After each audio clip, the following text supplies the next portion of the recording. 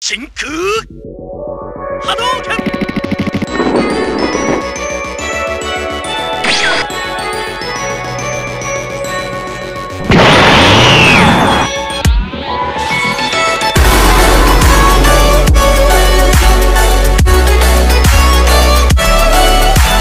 Hey, what's up guys, we YouTuber here, and today, there will be peace in the Middle East. Alright, but for real, today I'm doing a reaction to what will probably be my favorite YouTube video of all time. The Disney vs. Nicktoons Total War. By the one and only Rewind Rumble. I've been waiting for a year and 3 months now.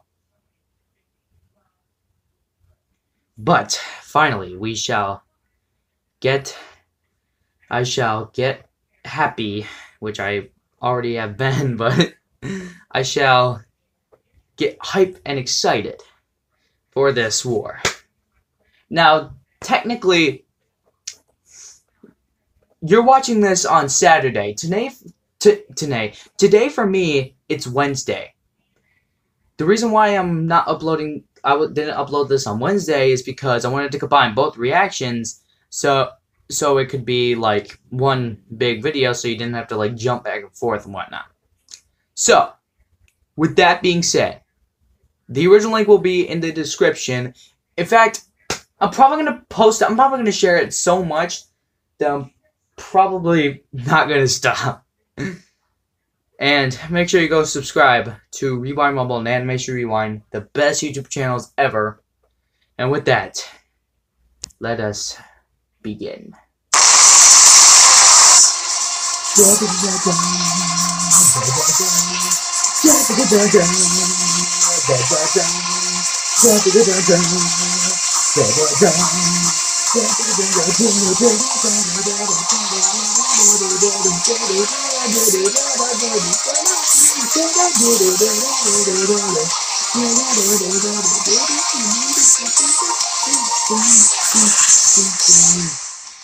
Roughly a decade ago, when the internet All the wasn't a dominant characters, form beyond of my media, expectations, there by was the way, less if than you a haven't, dozen if you've channels noticed. that provided the gateway to many of your childhoods. From Cartoon Network, Discovery Kids, PBS Kids, and the two discussed today, the Disney Channel and Nickelodeon's Nicktoons. From movies to cartoons, Nickelodeon and Disney are easily the top two titans of the animation industry. But which franchise created more powerful characters? Was it the mouse in the house or the sea sponge who lives in a pineapple? Soon we will find that out. Soon we will rewind Rumble.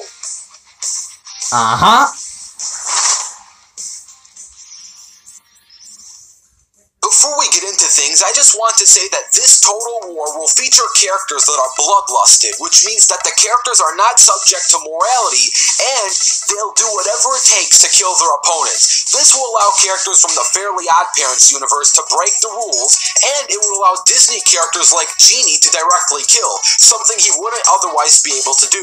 Also, I'd like to give a huge, super huge special thanks to Wii YouTuber CFC Ideal Raffle Idea, so if you see him, make sure to give him a huge thank you. He is a great content creator and a great guy. As for the other Idea Raffle winners, don't worry, your ideas are still in production. Specifically this month, a match like Sonic.exe versus Possessed Naruto would make a great October fight. Wink, wink, nudge, nudge. But let's get back on topic for today's video. So with that in mind, let's break down each team. Starting off, we have the heads of the franchises, Mickey Mouse and SpongeBob SquarePants. Both of these characters are well known for their Toon Force. For those of you who don't know, Toon Force is basically a special loophole to the natural laws of physics. In other words, it's basically when a character possesses the ability to manipulate actual cartoon physics, and both SpongeBob and Mickey Mouse are well known for using their Toon Force on many occasions. SpongeBob can use it to regenerate, form random powers on the fly like telekinesis, and Mickey can use it to tamper with story plots, break the fourth wall,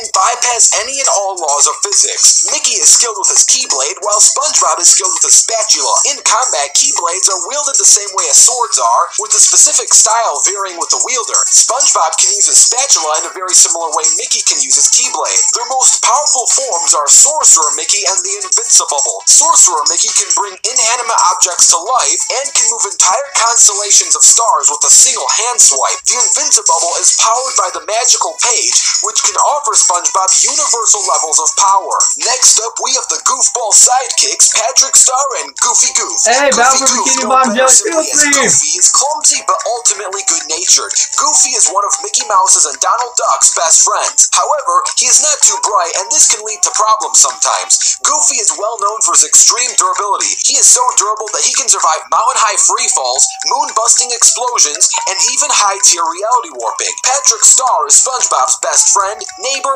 and sidekick. He is very foolish, clueless, and dim-witted, but still friendly and well-meaning. Patrick is quite overweight and loves ice cream and many other junk foods. He resides under a rock, which he claims he built all by himself. Patrick can do many crazy things like read minds, manipulate dreams, create fire underwater, and even give life to dead sand. However, the most powerful thing in his arsenal is similar to SpongeBob's, which are the elements of the magical page, which give him the form Mr. Super Awesomeness. Moving on, we have the grumpy party poopers of each team, Donald Duck and Squidward Tortellini. Tennis balls. Tentacles. Believe it or not, Squidward is actually an octopus, as confirmed by the creators of the show. They only gave him 6 tentacles so that he could be easier to animate, which I can't blame them for. That must be really troubling to animate. And like an octopus, he can squirt ink to distract his foes.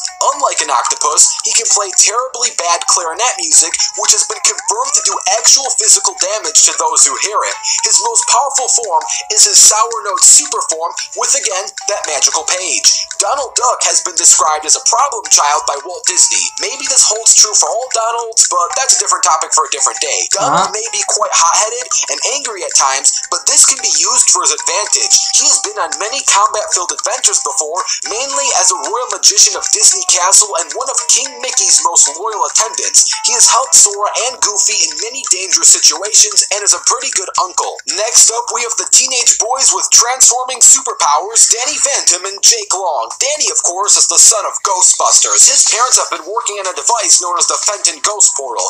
While exploring his parents' laboratory, Danny accidentally activated the new-built portal, causing his molecular structure to become infused with ectoplasm. This causes Danny to become half human and half ghost, and gain an array of ghostly superpowers. Jake comes from a long line of dragon warriors, though he couldn't fully tap into his ability until he reached his 13th birthday. Since then, he takes secret training classes with his grandfather and his animal guardian, Foo Dog, and together, they're tasked with protecting both Earth and the underground magical community. Moving on, we have the 2 overpowered muscle magic men, Genie and Jorgen von Strangle. Jorgen von Strangle is the strongest fairy that exists in the fairy world and is the boss or commander of all fairies. It is his job to enforce the rules and keep fairy world in check. However, since this is a bloodlusted battle, there are no rules and all bets are off.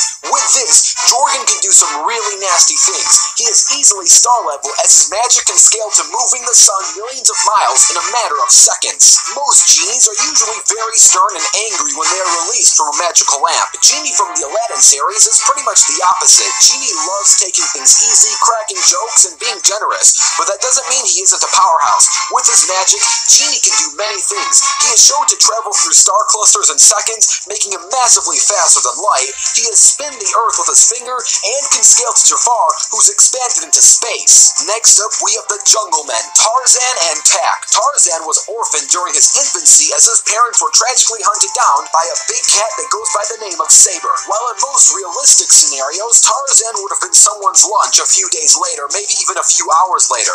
But this is a Disney movie, so what actually happened was that Tarzan was raised by gorillas, and they taught him everything too, except somehow he still felt the need to wear underwear. As for powers, Tarzan is probably the strongest man in the jungle. He has enough leg strength to push a 10,000-pound elephant, can hold his own against gorillas, and took on Saber with just a stick and a rock and won. Tak is kinda like the opposite of Tarzan. Instead of a serious, stern gorilla man who relies on strength and wits, Tak is a younger village boy raised by humans, who in the video game was a renowned village warrior and a hero, but remember, this is cartoon Tak.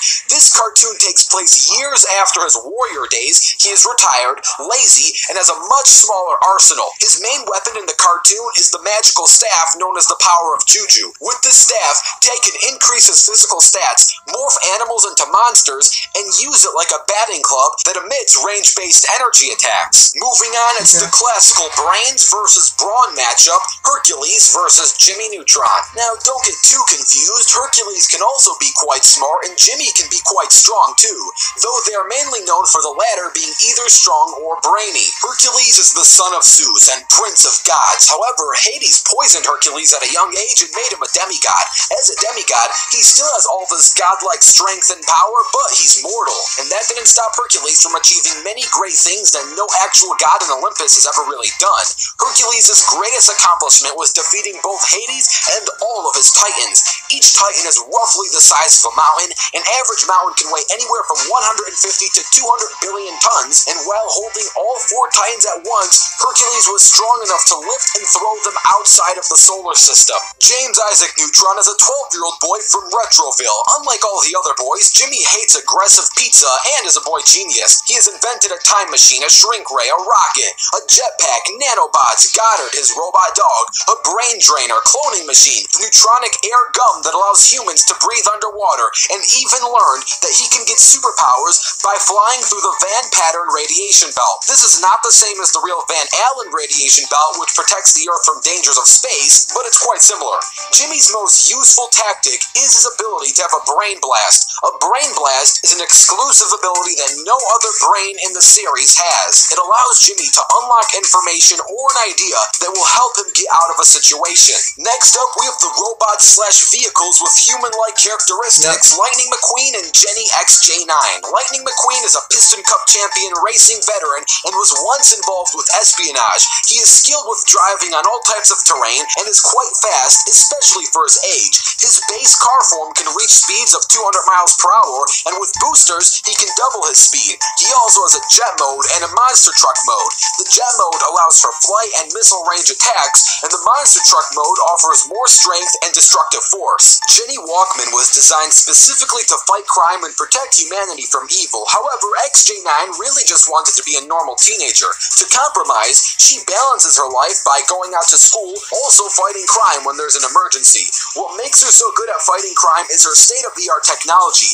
XJ9 is capable of flight, energy projection, magnetic manipulation, shield creation, and shape-shifting. Jenny is so fast that she has been shown to fly out of the Milky Way and into another galaxy in less than an hour, making her 219 times the speed of light. She also has enough strength to push the sun. Simba is the king of Pride Rock. During his early years, he was raised by his father Mufasa, but after the saddest Disney death in history, Simba was forced to flee the Pride Lands and found his soon-to-be best friends Timon and Pumbaa in an oasis. As a lion, Simba is practically the king of the jungle. He is battle-tested as he took on hordes of hyenas, fought against other lion packs, and even his Uncle Scar. Manny Rivera seems to be your average 13-year-old Miracle City student, but when he spins his buckle belt, he gains powers and becomes the mighty El Tigre. Manny is somewhat of an anti-hero, though he usually fights crimes, but on rare occasions, he does hold an honor among thieves status, as he has teamed up with villains in the past. As for powers and abilities, he has retractable sharp claws, super strength, a grappling hook hand,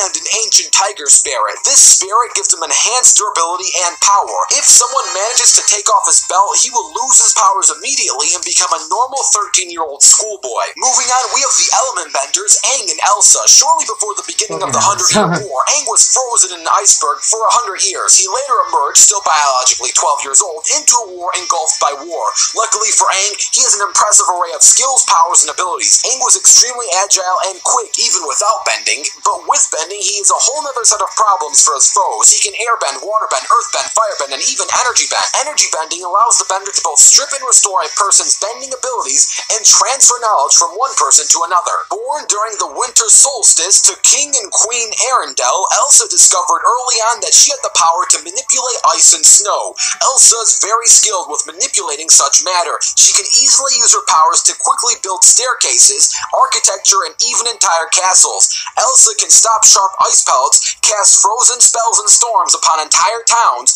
and can increase the density and temperature of the snow around her. She can even make snow turn alive and have its own free will. battle. Next up, we have the two magic-based heroes, Timmy Turner and Sora. Sora still has his trusty Keyblade, his useful magic, and his will to keep fighting. Speaking of his Keyblade, these keys aren't just good for opening locks between worlds. They make a great defense mechanism and combat weapon. Each Keyblade can be upgraded with a keychain that gives the blade an upgraded look and edge. Along with Sora's Keyblade, he's extremely skilled with handling magic. He knows many basic magic types, such as fire, ice, thunder, light, wind, time, magnetism, and healing. Timmy Turner is an average kid that no one understands. His mom, dad, and Vicky always give him commands. The doom and gloom up in his room is broken instantly by his magic little fish who grant his every wish, because in reality, they are his fairly odd parents. Usually, Cosmo and Wanda would have to follow specific rules, but all bets are off in a bloodlusted battle, though they still have limits, as wands can easily lose power, lose connection, and even break. And if Cosmo runs out of magical sweat, he can become extremely lethargic. Moving on, we have the bulky red guys, Mr.Krabs and Wreck-It Ralph. Mr. Krabs is the owner of the Krusty Krab and father of Pearl Krabs, who is a whale, and Lord knows how that's possible. Mr. Krabs is a military man, so he has tons of war experience, though he is a veteran and quite old. Still, that doesn't mean he won't know how to pack a punch, or pack a pinch, as he has big, meaty claws. His shell is durable, but it has limits, and when he needs to grow a new one, he can become very weak. But Mr. Krabs' biggest weakness is loyalty. He sold out SpongeBob once for just 62 cents. Who's to say he won't give Team Disney detrimental secrets for a quick buck? Wreck-It Ralph is the boss/villain in the arcade game known as Fix-It Felix Jr. Ralph is really good at wrecking things, but he doesn't like to be scoffed off as a villain. Despite his hulking nature and villainous programming, Ralph is ultimately a sweet, well-meaning character. As for his abilities, Ralph is seen having immense superhuman strength. He is shown being able to lift objects many times his own size and weight, and he survived a city-level fall from the sky all the way down into a deep volcano. Next up, we have the aliens who have tried to take over the Earth, Invader Zim and Stitch. Experiment 626, I knew Stitch was going to be a surprise character because I've seen an animation of Invader Zim and Stitch on Gabriel M's channel, so I figured maybe that might be included in Nick's size. His only instinct to destroy everything he touches. However, thanks to Stitch's relationship with Lilo, that description isn't completely true, as Stitch does care and fight for humble values. Not only are Stitch's muscle fibers dense, but so are his other body tissues, making him extremely durable. He casually survived an atmosphere-high space crash, 1,000 feet plunge, and survived an exploding gasoline truck in the middle of a lava pit. Zim is a member of the alien Urkin race and a former Urkin invader. However, since his actions usually led to disasters, his leaders, the almighty Tallest, banished him to Food Cordia.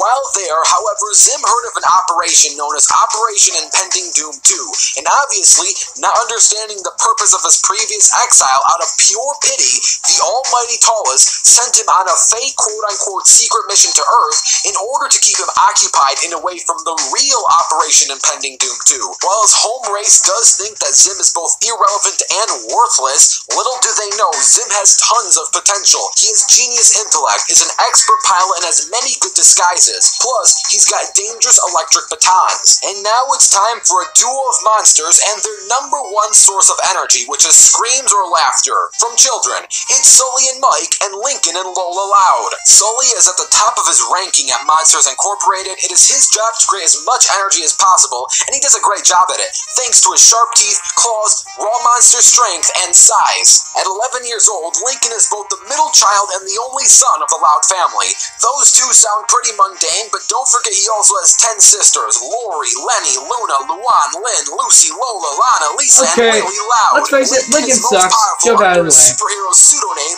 Ace Savvy. In this version, Lincoln has great detective skills, mild tears of super strength and flight. He also wears a suit similar to that of the original Ace Savvy's. Up next is Sulley's best friend and co-worker, Mike Wazowski, and that's Wazowski with one eye, so get it right. Mike might not be the strongest or scariest monster around, but what he lacks in size, he makes up in brain power. He received the best grades at Monster University, and he's a very strategic and comedic monster. But thanks again to his small size, he isn't the best fighter around. And now for Lincoln's younger sister, Lola Loud. At 6 years old, she's Lana's identical twin sister and third youngest of the Loud children. Lola is a bratty girly girl who is skilled at plotting and scheming to get her way.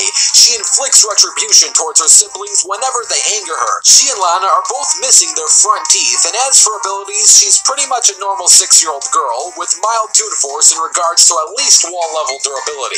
And last, but certainly not Dora vs. Bill Cipher! Almighty and all-powerful gods of each team, Bill Cipher and bloodlusted Dora the Explorer. Starting with the legendary god-tier reality-warping meat Dorito, Bill Cipher. Bill Cipher has traveled all 12 dimensions and resides in the 4th, in his plot to take over Gravity Falls and the universe. He is a reality warper who finally gained his physical form to unleash his Weirdmageddon on the 3rd dimension. Bill can bend time and space and warp reality thanks to his physical form and Weirdmageddon control. Beating Bill requires a suicidal mind erase or a higher tier of reality warping. Dora may seem like an innocent 8-year-old girl Mexican explorer, but don't let that fool you. Dora is mightily powerful. She has the reality warping abilities to freeze time and ask the audience to help her out. Being bloodlusted makes this type of plot manipulation extremely dangerous. With Dora's magical backpack, she would have access to anything she needs to help her out with troubles. With the map, she would know where anything is and anyone at all times. With the blue arrow, Dora can directly select and force the universe around her to bend to her will, as remember, Dora exists in a computer program similar to Monica from Doki Doki Literature Club or Kara from Undertale.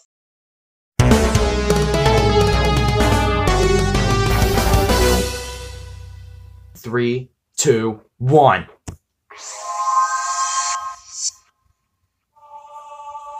No problem, animation rewind, rumble, no problem, everyone. Jake Long. Looks like everybody's gonna get into the battle zone. I saw this in like a preview. I mean, we technically all did. Let me just go and plug in this real quick. Oh, Invader Zim, yeah.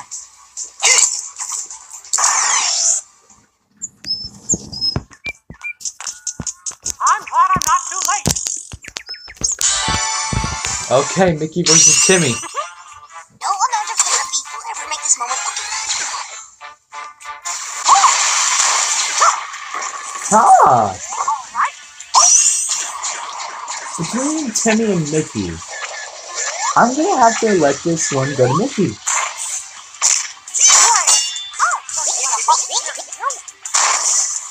You lose.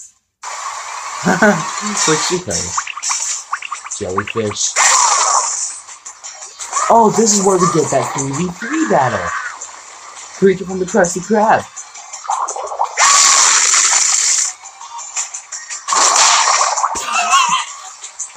He's like, man, fuck that shit. Yeah, let me turn out my brightness real quick.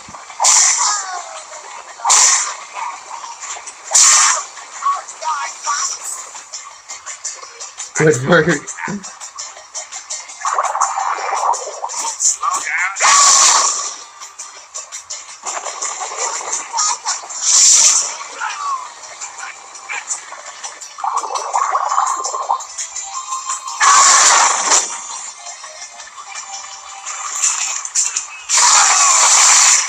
Alright, looks like we got out of water.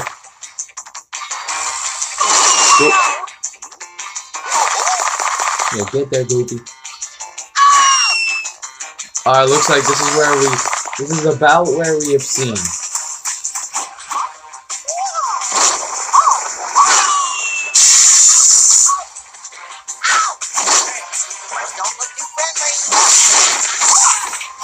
Alright, y'all.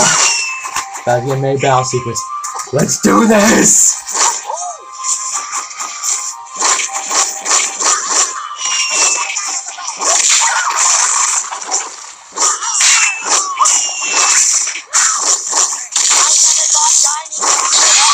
Oh! You're already ready. You're already going to Wizard.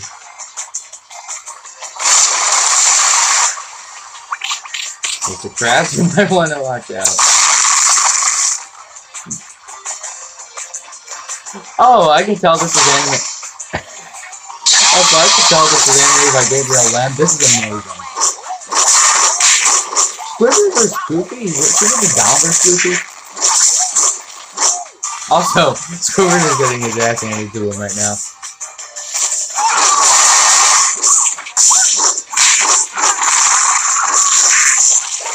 Ooh, Donald getting double teamed. Ooh.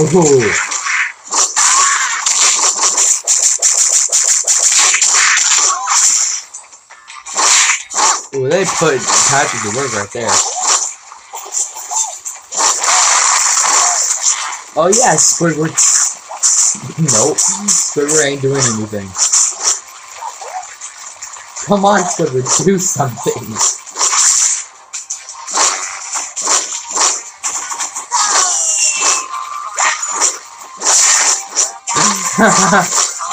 Oh man, this is awesome.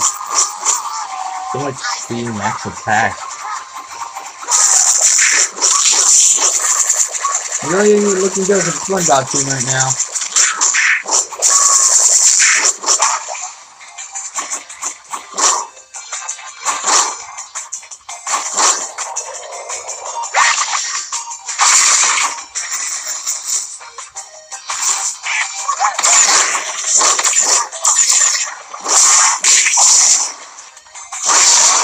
That was pretty good against SpongeBob.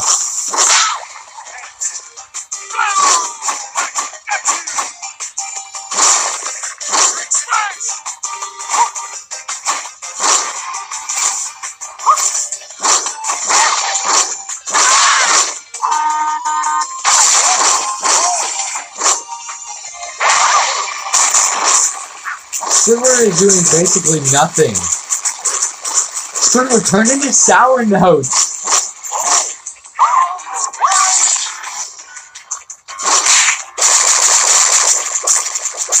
Squidward just a raging demon.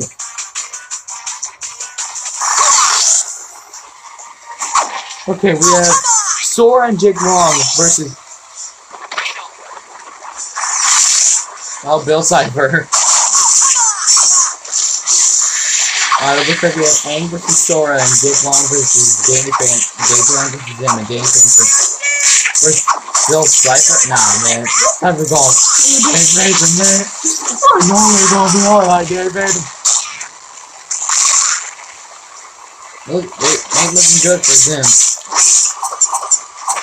Yeah, I think Sora and Jake Long are gonna beat both of them. Bill Cipher's going. How is Danny doing this good against Cipher? I mean, I know the animation isn't technically a simulation, but I wonder.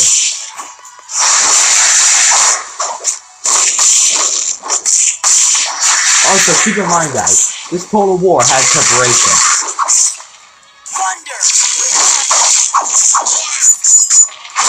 At least I'm pretty sure it does.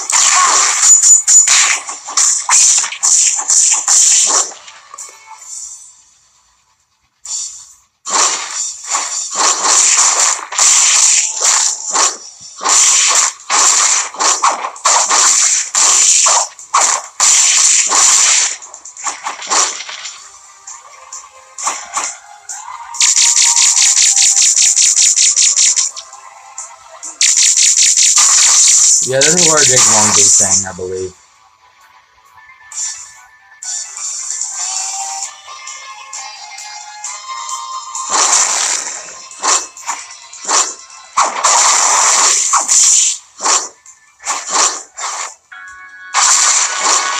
Oh!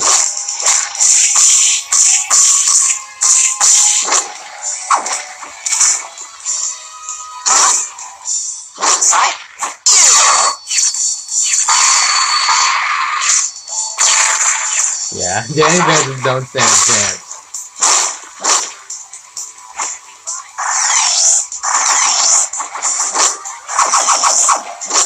Angry Birds.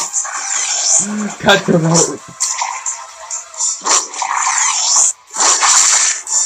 Oh yeah.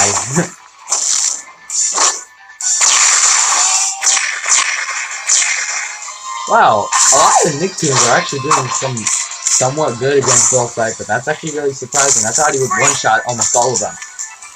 But then again, not a simulation. Keep thinking that it's a simulation. Can't think that. It's just eye candy.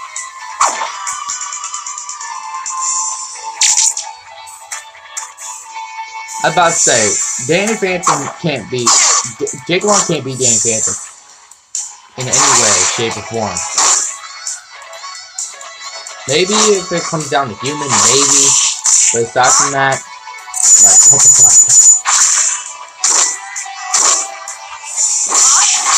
God, you can...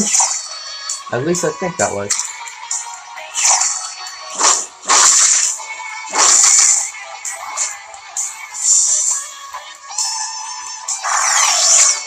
Ooh. Alright, he's him going somewhere else, probably to fight Stitch.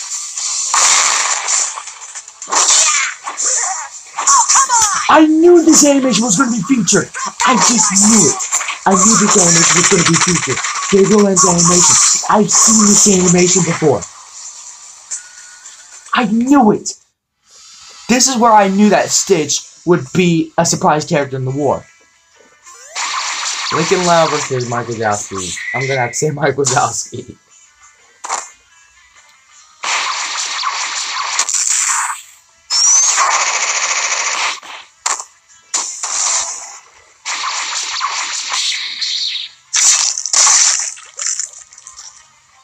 Huh.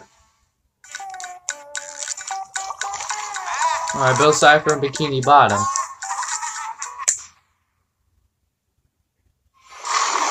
A battle sequence like this is what I like to see.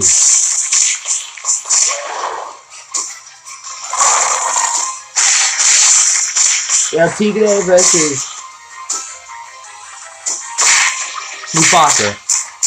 Bill Cipher versus Dora.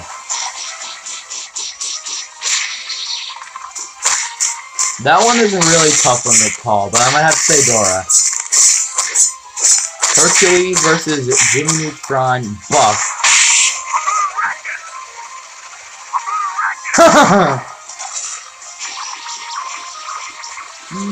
Jorgen von Strangle versus Genie and Goofy versus like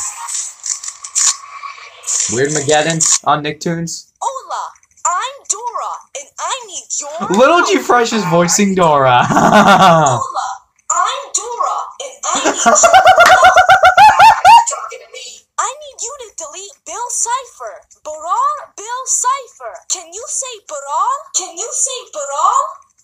You need me to cheat and win the fight for you? What makes you think I'm gonna listen to you? Don't play stupid. This is a pre-recorded video and we all know how this ends. It's only a matter of time until this deed is done. Huh. She's kinda right. Besides, when's the last time Dora's asked the audience and didn't get her way? Don't you dare do this! You will regret this animation rewind if you go through with this. Just wait until the reality warping free-for-all. I will get my revenge on you! Hooray! We did it! And there you have it. Dora wins. Sure, Bill Cipher has broken the fourth wall before, but not on the same level as Dora.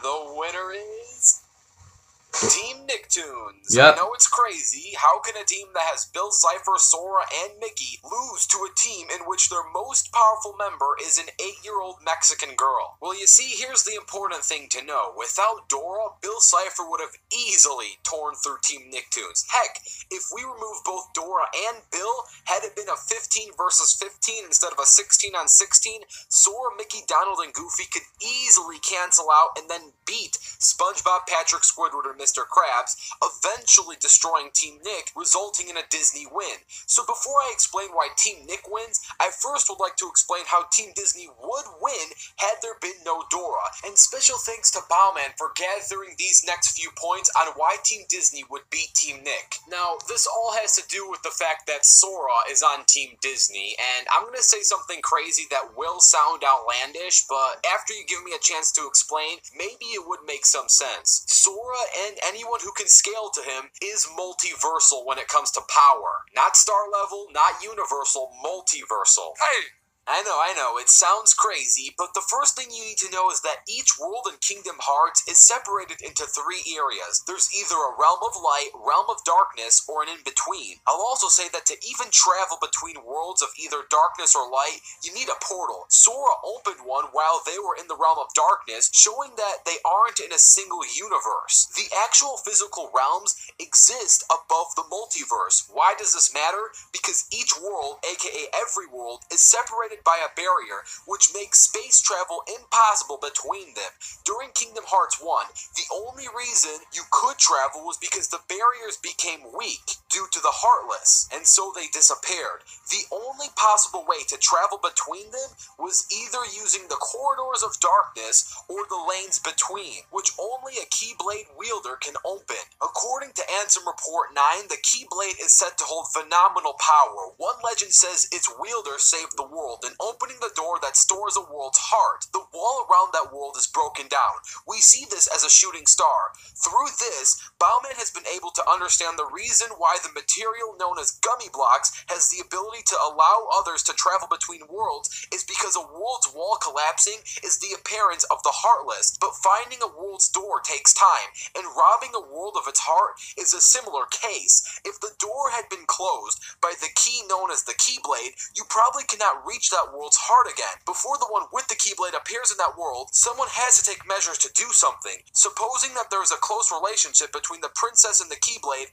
it seems likely that they'll resonate with each other. Between the worlds, nothing even exists, and it stretches forever into infinity since Sora needed a door to even leave the realm of darkness, showing that Sorry if I'm being within quiet, the just realm once again of trying to light listen to is the post infinite. analysis. And I'm not referring to actual space. The quote-unquote vast ocean is called the ocean between, referring to between the worlds. This is also referred to the worlds as untouchable, so there's a lot of the stuff going around. It is also stated that if you kept going, maybe you could end up in a world separate from yours, which is implied to then be impossible. Stitch's world is literally called Deep Space and takes place where stars are visible. The only way Aqua/Terra/Ven can travel to it is through the lanes between. If the world takes place in space, then they would have just traveled via a Keyblade glider instead of a portal. So worlds in Kingdom Hearts are outright separated from each other, but where's the proof that they aren't just pocket dimensions? Which leads me to these worlds. Several worlds in Kingdom Hearts literally have night skies full of stars. Each world doesn't even share the same space-time continuum. In the Disney Castle world, Pete was tasked to time travel to stop Mickey from becoming a Keyblade wielder and stop the castle from being constructed. Was this Kingdom Hearts back on the Succeed, PS2? but Sora's mendling still never did a butterfly effect onto other worlds. Finally, to the lanes between. Lanes between are basically the only way to access a world without using the corridors of darkness. Lanes between also aren't linear or act like the ocean between. It acts like an interconnecting pathway. You cannot move where the lanes aren't because there is nothing to move outside of them. You need to know all this information so you can understand that the Kingdom Hearts universe is actually a multiverse, and Sora defeated Ansem. Ansem in Kingdom Hearts 1 was amped, while the Abyss of all worlds, which was a place in which every world destroyed by the Heartless was thrown into, Ansem equated to that level of power. He took all their power to Amp himself, giving him the equivalent power of everything in Kingdom Hearts, but then he got noped by the light of Kingdom Hearts, which he was drawing power from. Ansem said himself, "Behold the endless abyss, within it lies the heart of all worlds, Kingdom Hearts." Mickey also states that the Kingdom Hearts Ansem used is the heart of many worlds. As stated in Ansem Report 6, the Heartless are trying to take hearts not only from living creatures, but the world itself. What do they The mean big to do three with the heart of analysis the that world? this has This proves that a lot of transformation, research the has been Sora, done to Ansem this. have taken out the Kingdom Hearts multiverse, which makes Sora and anyone who can scale to him at least universal all the way up to multiversal. This would easily cancel out the power of the magical page, cancel out any chance of universal SpongeBob, Patrick, Squidward, or Mr.Krabs. Long story short, if the roster was exactly the same, except without Dora or Bill Cipher, Team Disney would handily win. But now let's discuss why Team Nickelodeon, thanks to Dora, is the winner of this episode. The next thing that needs to make clear is that this battle had 2 years of preparation, with all the characters being bloodlusted and took place with both the Nickelodeon and Disney multiverses. This is important because besides Dora and Bill Cipher, it makes characters like Jimmy Neutron extremely important. Dora's universe, as seen in the theme song, the entire Dora universe takes place in a computer game. Canonically, in a fictional sense, Dora is a fictional character in a fictional universe, similar to how Crimson Chin is a fictional comic book hero in the fictional universe of Fairly Odd Parents. Which means, hypothetically, Bill Cipher would have to fight fight Dora in Dora's universe. Or the flip side of the hypothetical is you make Dora viable for versus, you take her outside of that universe and apply her to any other universe. For example, if Superman existed in our real universe, a single punch of his would create nuclear explosions, but we apply a hypothetical assuming that science fiction could occur, resulting in just really strong punches. The point I'm trying to make is that if we can't hypothetically apply Dora outside of her game, then we can't do the same for Wreck-It Ralph and really any other character. We're crossing universes here. Everything has to be a hypothetical. But I'm starting to procrastinate. Let's get back to Dora. Dora has three main tools: a magical map, a magical backpack, and the magical blue arrow. Now, before anyone says that these are outside help, this cannot be the case, as these figures are merely a part of Dora's arsenal. We don't consider Iron Man's Jarvis outside help, even though Jarvis can perform actions on his own, and we don't consider the Matrix of Leadership outside help, even though it has the collective wisdom of the Primes. So these are merely assets of Dora's arsenal. With the map, Dora has access to geographical omniscience. The map knows where everything is at all times and can get you where you need to go. We know this to be true because thanks to the map's track record of never slipping up, as the map has never been confused or puzzled on where to take Dora. It would be very unfair to consider the possibility that the map might not know where something is, since he has never shown that quality of not knowing where to take Dora. With this knowledge of geographical omniscience, Dora would know where Team Disney is at all times because we've seen the map track living things before, such as Swiper or the magical stars. Now let's talk about the magical backpack, and remember, this is bloodlusted Dora, and I'll admit a quality 2 non-bloodlusted Dora would not be able to do what I'm about to say,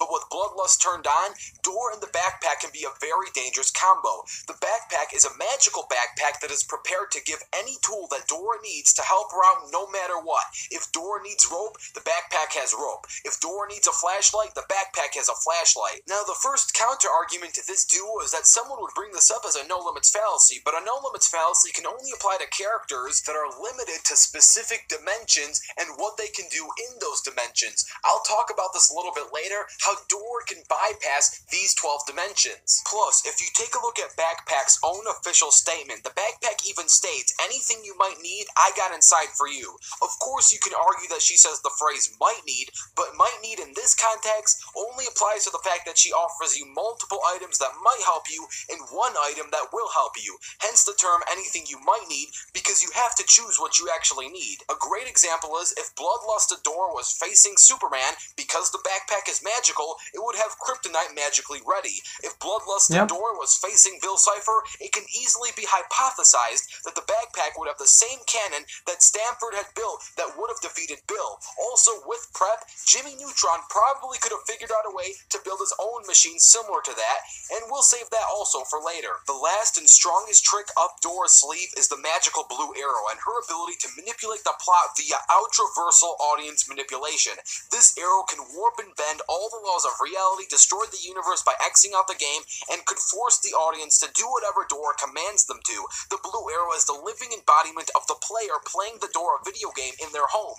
It's essentially the ultimate puppet of the universe, but every puppet has its puppet master, and Dora controls the arrow by telling you what to do. She commands the arrow, and the player has to do whatever she wants. We've all watched Dora before. When she asks you to do something, the viewer always watching in real life usually says no. My entire childhood, along with all the other childhoods of people I knew, rejected anything Dora commanded, but Dora still forces the plot to do whatever she asks, regardless of our true intentions on what we have to say if we do agree with Dora's commands or not. Throughout the series, we've also seen Dora command in-world characters to do whatever she says. Remember Swiper no swiping? With bloodlust rules turned on, Swiper no swiping can easily be Bill Cipher no swiping or Bill Cipher no existing. Now, isn't Dora just an 8-year-old girl? Well, maybe if you lowball her, but firstly, she can scale to Swiper who survived a mountain fall. This would easily make Dora large building level with base stats, not counting her extreme hacks. Bill Cipher is a 12-dimensional being,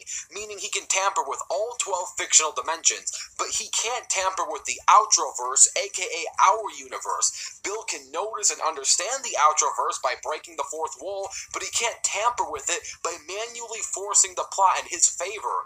Dora, on the other hand, can do this. And let's not forget that Bill Cipher lost a fight to small children before. Is Dipper Pines a 12th-dimensional reality warper since he beat Bill Cipher? I don't think so. And with a good strategy, Bill can be beaten even by humans. Now, what if Bill kills Dora before she freezes time and gets the audience to force her victory? Isn't Bill massively faster than light? Well, yes, Bill is massively faster than light, but with preparation, this is kind of impossible. Dora can preemptively prepare the script and plot before it even starts, and we're also forgetting about the James Isaac Neutron. Jimmy Neutron is easily the greatest unsung hero of Team Nick. You can argue that Mr.Krabs could sell out all of Jimmy's information plans and tech for just 62 cents, but Jimmy can also alter Mr.Krabs' brain with the brain drain / brain gain machine.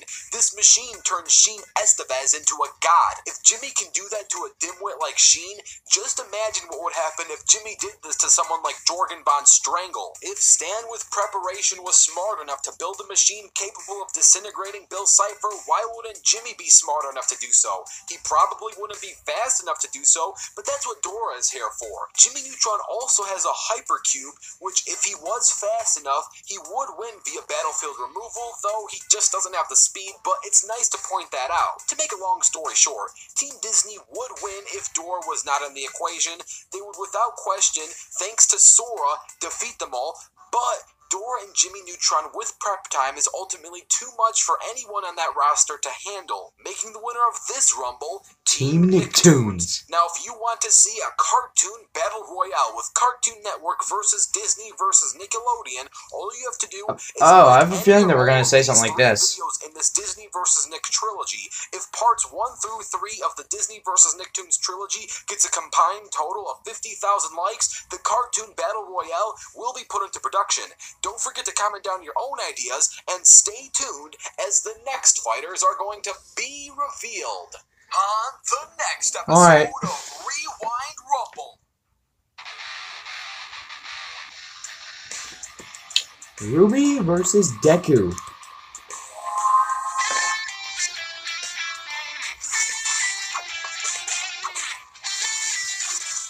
Hey! This was a great fight. This was a great episode, and it is probably going to be my favorite episode ever. Alright, let's just take a moment of appreciation right here, y'all. I just want to say thank you to absolutely everyone that made this all possible.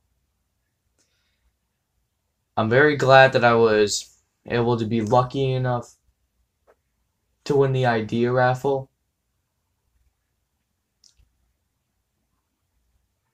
Thank God. I mean, not thank God. If I didn't win, it would have been okay, but I was just so lucky to win that, because at first, back before I was making reactions like these, I was saying stuff before I watched that video saying, like, I'm not going to win this. And you know what? I won. Chose Nickelodeon versus Disney. Now, thankfully, the roster was hampered in the way that it was, because I'm going to tell y'all this. My original plan for Nicktoons vs. Disney was to have just mostly Mickey Mouse and SpongeBob characters, but that would have been super dumb, and I thought that was going to be the case. But thankfully, Animation Rewind didn't listen to me on the roster part, and I thought there was only going to be 1 year of prep, but there was 2, and yeah, it's just like a bunch of Empresses, and it's just like, I can't believe this. So I just want to say thank you to Animation Rewind, and I'm glad that I was able to make an episode like this possible. And I will still be looking forward for far more to come, especially with my idea brought to life after waiting a full year and 3 months. with my Washington DC trip taking place in about 5 days, I'm definitely gonna have this thing to remember. So thank you all for making this possible. Thank you to the animators. Thank you to the researchers. Thank you to Lil G Fresh. Yeah, because I mean, she technically voiced Dora. And Team Nicktoons wins. And I'm happy. So thank y'all for watching. If you guys like this video, then make sure you like. And if you're out new to the channel, subscribe. I'm 9 subscribers away from 300. And make sure you're about to be notified when I upload another video. Make sure to check me out on social media. Make sure to check out Animation Rewind on social media. And definitely share this post to every social media platform that you can, because I definitely will. With that being said, thanks to everyone for watching and everything. And with that, we YouTuber out, y'all. Peace! Drop it!